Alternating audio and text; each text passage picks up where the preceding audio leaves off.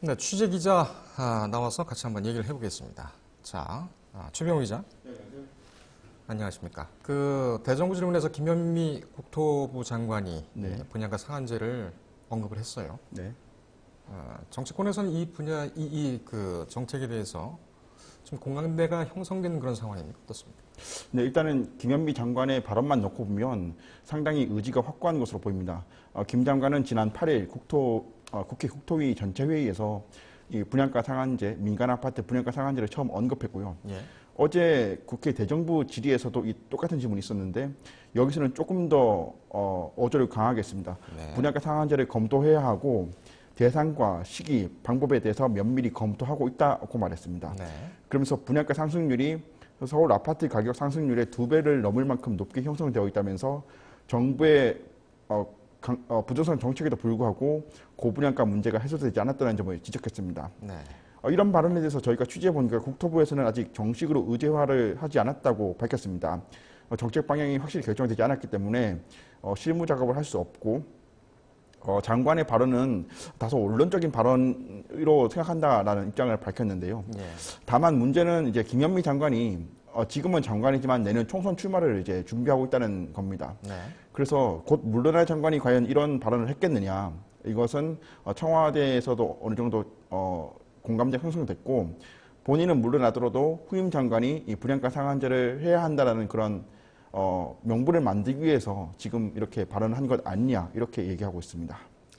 장관은 대정부 질문에 나와서 분양가 상한제를 언급을 했고 네. 실무자들은 장관이 말한 것은 원론적인 것이다.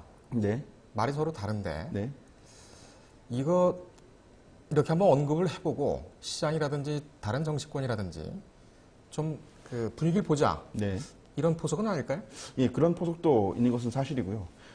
국토부에서 계속 장관의 발언은 원론적이다라고 얘기하는 것 자체가 네. 지금 기사들이 많이 나오고 있는 상황에서 어떤 것이 과연 가장 적절한 방법이겠느냐를 기사들을 보고 좀 판단하겠다라는 그런 의도도 있는 것 같습니다. 예. 그 김현미 장관은 김현아 자유한국당 의원하고 네, 아주 세게 설전을 붙었죠. 예, 그렇습니다. 그래서 거기서 또 분양가 상한제 얘기가 나오고 예, 총선 얘기가 또 나오고 네, 맞습니다. 분위기가 좀 험해졌습니다만 네. 이 부분은 이따 토크합니다 시간에 더 좀 자세히 알아보도록 하겠습니다. 이 분양가 상한제는 별도 입법 사항입니까? 네, 이것도 국토부 답변을 저희가 알아봤는데요. 일단은 현행 주택법 시행령에는 분양가 상한제에 관련된 내용이 있습니다. 이 제도가 지난 참여정부 때 도입됐다가 2014년에 폐지가 됐는데 민간 분양가 상한제는 폐지가 됐고 네. 공공주택에 대한 분양가 상한제는 남아 있습니다. 그래서 예. 그 근거 조항으로서 주택법 시행령에 이렇게 명시가 됐는데 현행 제도를 유지하면서 민간 아파트도 분양가 상한제를 하겠다라고 발표만 하는 것이라면 별도 입법 사항이 아니고 바로 진행이 될 수가 있고요. 다만 현재 기준이 있는데 그 기준을 좀 더 강화하겠다, 요건을 더 세게 하겠다라고 한다면 입법을 해서 진행을 해야 합니다. 예. 아까 말씀드린 것처럼 아직 국토부에서는 정책 방향이 결정되지 않았기 때문에 바로 진행을 할지 별도로 입법을 할지 아직 결정되지 않았다고 말을 했는데 시장에서는 김 장관이 이렇게 강조를 많이 했고 현 정부의 부동산 정책이 워낙 강경하기 때문에 만약 민간 분양가 상한제를 하게 된다면 규정을 강화한 입법 발의를 하지 않겠느냐. 예. 그리고 3분기 중에 법안을 발의하지 않겠느냐 이렇게 관측하고 있습니다. 알겠습니다. 이 그 언급을 들은 다른 당, 네. 야당의 반응은 좀 어땠습니까? 일단 자유한국당의 반응이 다소 좀 흥미로운데요. 네. 뭐 집권 여당인 민주당은 당연히 찬성하는 것은 당연하고 한국당은 당론으로 이 분양가 상한제를 반대했습니다. 어제 대정부질에서도 김연아 의원이 이걸 강하게 좀 지적을 했었고 네. 오전에 하는 뭐 원내대책회의나 최고위원회 회의에서도 이 분양가 상한제에 대한 비판을 하고 있는데 예. 한국당 같은 당인 장제원 의원이 이걸 찬성하고 나섰습니다. 네. 페이스북에다가 이제는 그 오르는 부동산 가격을 잡을 때가 됐다. 그러면서 분양가 상한제 도입을 해야 한다라고 얘기를 했거든요. 예. 다소 이색적인 반응이라고 할 수 있는데 이런 모습은 최근에 있었던 자사고 지정 취소 논란을 좀 떠올리게 합니다. 예. 자사고 지정 취소가 되자 여당인 민주당에서 유감을 표명하는 의원들이 몇몇 나왔거든요. 네. 아마 내년 총선을 앞두고 자사고라든지 부동산 분양가 상한제 같은 이 부동산 문제가 표심과 직결되는 것이다 보니까 당론과는 다른 의견들이 좀 나오는 것 같습니다. 그렇군요. 총선이 내년 4월 15일인데 그렇습니다. 한 9달 남았습니다만 네. 벌써 전초전이 시작된 것 같습니다. 네. 참고로 오늘 아침에 이것과 관련해서 여론조사가 있었는데 네. 여론조사 표를 보시면 이 분양가 상한제에 찬성한다는 사람들이 501명 중에 55.4%. 예, 지금 여론조사 결과가 그래픽으로 나오고 있습니다. 네. 찬성하는 편과 매우 찬성하는 편을 합쳐서 55.4%가 이 분양가 상한제에 찬성했고요. 예. 반대하는 사람들은 22.5%에 그쳤습니다. 모른다. 무응답도 20%가 넘네요. 네. 알겠습니다. 자, 왕인혜 기자한테 좀 물어보겠습니다. 업계는 반발하고 있다. 이렇게 보고가 됐는데 일단 어떤 부작용이 예상이 됩니까? 네, 분양가 상한제 이슈가 나온 이후에 반포와 잠실 등 강남 일대 지역을 좀 돌아보면서 취재를 했는데요. 크게 3가지 정도의 부작용을 이야기하고 있었습니다. 예. 먼저는 진행되고 있는 재건축, 재개발 사업들이 연기되거나 또는 중단될 수 있다는 겁니다. 네. 보통 일반 분양가를 높여서 공사비를 충당하거나 또는 마케팅비를 충당했고 상대적으로 조합원들은 낮은 가격에 주택을 살 수 있도록 했습니다. 하지만 분양가 상한제가 시행되면 분양가가 낮아지는 대신에 상대적으로 조합원들은 부담이 커져서 재건축, 재개발 조합원 구성과 또는 공사 진행이 어려워질 수 있다는 겁니다. 예. 두 번째는 분양가와 주변 시세의 차이가 커질 경우에 청약에 당첨된 소수만이 높은 시세 차익을 누리는 현상이 나오는데 이른바 로또 분양이라고 합니다. 투기 수요가 몰려서 청약 시장이 매우 과열되거나 또는 부모의 재력을 배경으로 가지고 있는 그런 무주택자들만이 그 로또 네. 아파트를 가지게 되어서 정작 주택 수요가 필요한 실수요자들의 경우에서는 주택을 가질 수 없는 그런 피해가 양산될 것으로 업계는 보고 있습니다. 그렇군요. 또 아파트 질이 떨어질 것이라는 우려도 있는데 강남 일대 주민들은 아파트가 2, 3억 정도 좀 높아지더라도 좋은 자재를 사용했으면 좋겠다 이런 바람이 있다는 게 그 부동산 중개사들의 말이었습니다. 네. 하지만 분양가를 제한해버리면 공사비를 줄이기 위해서 상대적으로 값싼 자재를 쓸 수밖에 없고 극단적으로는 부실 공사까지 이어질 수 있다는 예상도 나옵니다. 예. 이 분양가 상한제를 반대하는 입장에서는 그 집값이 오를 것이다. 이렇게 또 반대 논리를 제기를 하고 있는데 이 구체적으로 어떤 내용입니까? 네, 반대하는 입장에서는 분양가가 오히려 더 용수철 효과를 나타낼 수도 있다고 보고 있는데 네. 그 근거는 앞서 말씀드린 것처럼 재건축, 재개발의 공급이 줄어들면 전체적인 그 주택 공급이 줄어들 것이라는 겁니다. 네. 왜냐하면 지금 서울 시내에는 사실 재건축이나 재개발을 제외하고 신규 주택 공급을 기대하기는 어려운 상태입니다.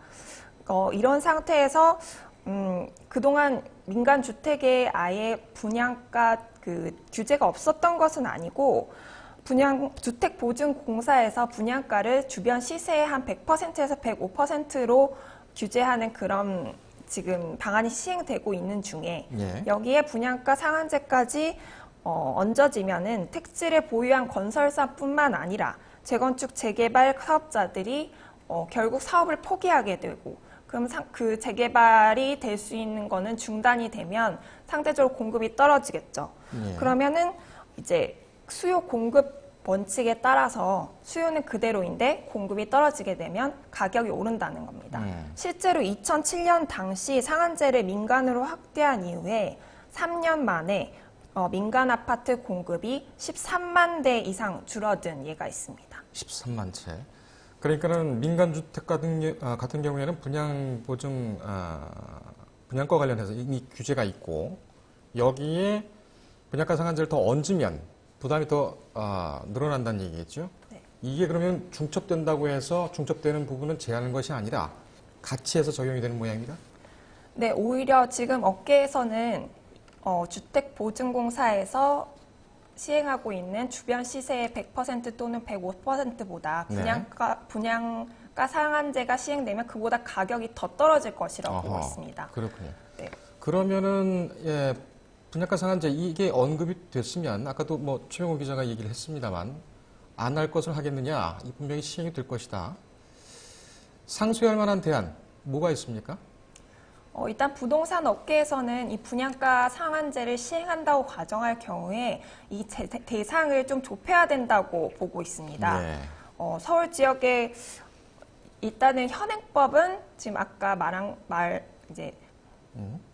아까 언급된 것처럼 예. 지금 현행법에는 3개월간 주택 가격 상승률이 물가 상승률의 2배를 초과하는 지역이라고 언급돼 있는데 네. 업계에서는 이게 완화될 것이라고 보고 있습니다. 물가 네. 상승률 초과 수준으로. 네. 그러면 적용 대상이 아주 크게 늘어날 거고 그 적용 대상이 는 만큼 또 공급은 줄어들 것이라는 예상도 있습니다. 예. 그래서 규제 적용 대상을 좀 줄이고 또 예상 범위를 벗어난 그런 피해 지역은 줄이기 위해서 투기 과열지구 등 일부 지역으로만 그 규제를 한정 적용해야 한다는 그런 주장이 있습니다. 또 로또 분양이라고 아까 일부 청약 당첨자들만 그 수혜를 입는 그런 상황을 방지하기 위해서는 시세 차익 일부를 정부가 환수하는 채권 입찰제를 재도입하는 방향도 거론되고 있습니다. 네. 이 채권 입찰제는 2013년 폐지됐는데 청약자가 채권 매입을 많이 적는 순서대로 청약 당첨자를 선정하는 다음에 시세 차익 일부를 채권 매입의 형태로 국고로 환수해서 서민의 주거복지 재원으로 쓰는 겁니다. 네. 그러나 이 역시 수요자의 부담을 더 가중시키는 또 다른 규제가 될 가능성이 있다고 보고 업계는 반발하고 있습니다. 이 로또 분양이라는 거는 누가 이름을 붙인 겁니까? 이거는 업계에서도 그렇게 여론과 얘기하나요? 네, 언론에서도 로또 분양 왜냐하면 이미 이 지역은 너무도 분양이 시작하면 가격이 뛸 가능성이 아주 높은 지역인데 예. 정부가 만약에 뛸 가능성이 10억이라고 하면 분양가 상한제를 적용을 받으면 3억으로 분양을 시작한다고 치면 7억의 시세 차이를 볼 게 아주 확실합니다. 예. 저희 뉴스리듬 팀은 이 문제를 더 좀 깊이 들어가기 위해서 전문가를 전화로 연결했습니다. 최은영 한국도시연구소 소장 나와 계십니다. 여보세요? 네. 예, 소장님 안녕하십니까? 네. 예. 안녕하세요. 시간 내주셔서 감사합니다. 네. 예, 분양가 상한제와 관련해서 저희 기자들이 먼저 질문을 드리고 네. 추가적으로 제가 또 궁금한 부분은 보충 질문을 드리는 순서로 그렇게 진행을 하겠습니다. 네. 소장님 안녕하세요. 저 최영호 기자입니다. 네, 안녕하세요. 예, 김현미 장관이 이 분양가 상한제를 언급했는데요. 국토부는 원론적인 발언이었다고 이야기를 하고 있습니다. 네. 이것이 실제로 제도 도입으로 좀 이어질 것으로 보시는지요? 네, 사실상은 제도 도입은 이미 되어 있는 거죠. 2017년에 파리 대책에서 이미 이 부분에 관해서 이미 얘기가 됐던 거고요. 민간 택지로 분양가 상한제 적용을 확대하겠다. 그래서 그 기준 같은 것들을 바꾸는 시행령 개정도 이미 2017년 11월에 다 완료되었기 때문에 사실 엄밀하게 얘기하면 이걸 제도를 도입하는 게 아니라 실행을 하는 그런 단계라고 보면 될 것 같습니다. 그러나 업계와 일부 수요자들 사이에서는 반대가 심한데요. 근본적인 이유는 뭐라고 보시는지요? 예, 업계와 일부 분들이 반발하는 건 당연하죠. 왜냐하면 그분들이 이제 재건축을 추진하는 분들의 주된 동력이 비싼 분양가인 거잖아요. 그러니까 아파트를 비싸게 팔 수 있는 걸 이제 공공에서 제한하겠다고 하는 거니까 이해관계자가 되시는 분들이 반발하시는 건 너무 당연한 거죠. 그러니까 예전에 2014년에 분양가 상한제가 실질적으로 이제 박근혜 정부에서 폐지됐는데요.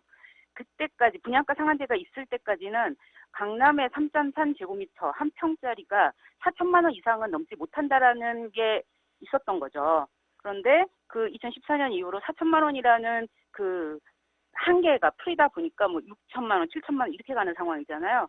그러니까 지금 분양가 상한제가 없으면 6천만 원, 7천만 원에도 일반 분양을 할 수가 있다고 생각하는 것들이 그다음에 이제 시세 차익이 그렇게 될 수 있는 것들을 그렇게 못하겠다고 하는 거니까 이해관계자들께서 반발하시는 건 당연하다고 생각합니다. 일부 전문가들은 이 풍선 효과를 이야기합니다. 제도 시행 초기에만 잠깐 효과가 있지 시간이 지나면 다시 가격이 오르는 것을 잡지를 못한다 이렇게 얘기를 하는데요. 이 부분은 어떻게 보십니까? 저는 우리 지금 분양가 상한제를 시행 이후를 보면 그건 좀 객관적인 사실과 좀 다르다고 보는데요. 2007년에 노무현 정부에서 이제 본격적으로 분양가 상한제를 실시했고 그 이후에 2008년, 2009년, 2013년, 그러니까 2014년에 분양가 상한제가 민간 택지에서 실질적으로 폐기되기 이전까지 여기 주택 시장이 안정되어 있었거든요. 그런 면에서 중장기적으로 그 분양가 상한제를 통해서 다시 가격이 오른다 이런 것들은 현실에 대해서는 근거가 없는 얘기라고 생각합니다. 질문 왕혜나 기자입니다. 저도 질문 두 가지 드리겠습니다. 네네. 2007년에 분양가 상한제 도입 당시에 아파트 가격은 리먼 사태 등 다른 요인도 외부 요인도 있었다는 그런 평가가 있는데 그 당시에 분양가 상한제 제도에 대한 평가는 어떻게 내리시나요? 그러니까 그 2007년 이후에 2013년, 14년까지 안정된 구조가 리먼 사태 등의 해외 요소가 있는 거는 맞겠죠. 그것도 한 요소고, 그리고 그다음에 뭐 이것이 한 요소라고는 볼 수 있지만 이것 때문에 그 주택시장이 안정되었다. 이 요소만으로 그러기는 힘들고요. 저는 분양가 상한제, 그래서 4천만 원 이상은 강남 등 더 이상은 못 올라간다고 했던 그게 핵심적인 요소라고 생각을 하고 있습니다. 그런 논리로 따지면, 그러니까 2007년 이후에 그 아파트 공급이 줄어들었던 것도 사실은 분양가 상한제 때문에 공급이 줄어든 게 아니고 이 리먼 브라더스 사태 때문에 해외 요소 때문에 줄어들었다고 볼 수도 있는 거거든요. 그러니까 주택 가격이라든가 주택의 공급이라든가 하는 것들이 이렇게 단일한 요소로 결정되지 않는 것인데 이제 이 안정을 또 그 해외 변수로만 볼 수는 없다는 거죠. 근데 저는 이제 해외 변수보다도 분양가 상한제라는 제도를 통해서 더 이상의 사실은 분양가 상한제에 대한 약간의 오해가 있으신데 최고치를 선정해 두는 거거든요. 우리 사회가 어디까지냐. 그런데 그 당시에 선정됐던 게 평당 4천만 원이었고 이러면 결국에 그 우리나라 그 30평대 아파트라고 생각하면 한 10억이 넘는 거잖아요. 이런 정도가 우리 사회가 수용할 수 있는 최대치다라고 설정했던 건데 10억이라는 돈이 사실 5천만 원이 연 급여라고 생각하시는 분들은 20년 정도 하나도 다 모으셔야 되는 돈이거든요. 그러니까 우리나라 소득과 그다음에 주택 가격을 생각해 보면 우리가 설정할 수 있는 선을 설정하는 건 저는 굉장히 중요하다고 생각하고 있습니다. 네, 알겠습니다. 그러면 부동산도 활성화시키면서 집값도 잡을 수 있는 그런 방안은 없을까요? 이게 이제 사실은 굉장히 안정될 거라고 생각해야 수요 공급이 다 움직이는 것이거든요. 더 이상 가격이 아주 폭등하거나 더 이상 가격이 아주 떨어지지 않는다고 생각해야 그런 일이 이루어지고 사실 저희 주택시장은 지금 분양가 상한제가 2014년에 실질적으로 폐지되면서 너무 우리 소득에 비해서 너무 뛴 상황이 많이 있고 그렇게 하다 보니까 이제 전망이 불투명해지는 거거든요. 앞이 어떻게 될지 올라갈지 떨어질지 모르는 상황에서 이렇게 지금 뭐 거래 절벽이라고 하는 게 저는 좀 약간 가정된 말이라고 생각하긴 하지만요. 그런 현상이 일어난 것이기 때문에 정부가 그 주택 정책을 지금 좀 안정적으로 그래서 하방 안정으로 주택 가격을 하겠다는 의지를 계속 보여주면 좀 주택 가격이 안정되고 안정될 것이라고 예상하고 있습니다. 자, 소장님. 네. 예, 제가 질문을 이어받아서 마지막 질문을 좀 드리겠습니다. 네네. 아까 우리 기자들이 이 분양가 상한제의 부작용, 이것을 일하면서 아파트의 품질이 낮아질 것이다 이런 우려가 있다라고 지적을 했습니다. 네네. 이것에 대해서는 그 김현미 장관은 지난 10일에 대정부 질문에서 같은 지적이 나오니까 공공택지 아파트 분양가 상한제를 적용하고 있는 위례나 세종에는 고품질 아파트가 분양됐다고 반박을 했습니다. 예. 이 부분에 대해서는 어떻게 평가하십니까? 저도 이제 공공택지에서 공급되는 가보면 그렇게 저품질로 되어 있다고 보기는 힘들고요. 예. 사실 저는 좀 이런 생각을 해봐야 될 것 같은데 우리가 냉장고가 굉장히 비싼 것도 있잖아요. 1,000만 원이 넘는 냉장고도 있고 200만 원짜리도 있고 좀 선택의 여지가 다양해야 하는데 이거 사실은 저희는 지금 소득 수준에 비해서 너무 비싼 아파트들만 공급되고 있는 측면이 있거든요. 10억이 넘는 이제 서울에서도 굉장히 많은 아파트들의 분양이 강남뿐 아니라 강북에서도 10억이 넘는 이 사태가, 그러니까 저희의 핵심적인 주택 문제가 좋은 아파트가 공급이 안 돼서의 문제이냐 아니면 주택 가격이 너무 높아서의 문제이냐 하면 저는 후자 쪽이 훨씬 더 심각한 문제라고 생각을 하고요. 그러니까 아파트 품질이 낮아서 크게 문제가 되지는 않는다고 생각하고 있습니다. 알겠습니다. 이 분양가 상한제가 본격적으로 시행이 되면 다시 한번 소장님을 모셔서 말씀 나눠보겠습니다. 네. 오늘 감사합니다. 네네, 고맙습니다. 최은영 한국도시연구소 소장이었습니다. 오늘 두 기자 가기 전에 왕인아 기자는 집이 있어요? 네, 있습니다. 본인이 샀습니까?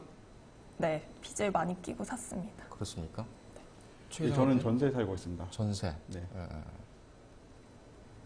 이렇게 대출을 받아가지고 이제 집을 샀고 예. 전세를 얻고 있고. 네. 뭐 저도 별반 다를 건 없는데 영 다른 얘기 같아서 저한테는 좀 그 피부로 이렇게 느껴지지가 않습니다. 네. 여러분들이 이런 거 취재를 하면 어떻습니까? 상대적으로 박탈감이 듭니까? 어떻습니까?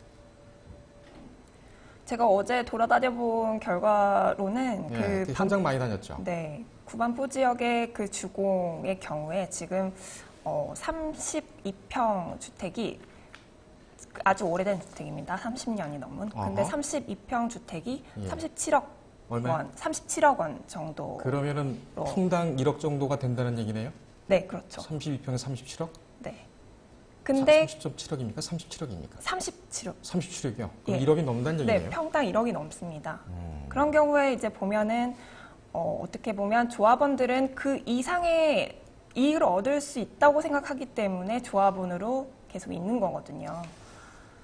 32평에 37억이면은 네. 평당 뭐 금맥이 있거나 뭐 원전이 터지거나 뭐 이런 게 있습니까? 아니면 그냥 프레임이 올라가지고 그냥 그렇게 되는 겁니까? 네, 분양 프리미엄이 이후에 프레임이 올라서 지금 분양가보다 훨씬 많은 시세 차익을 얻을 수 있다고 생각해서 네.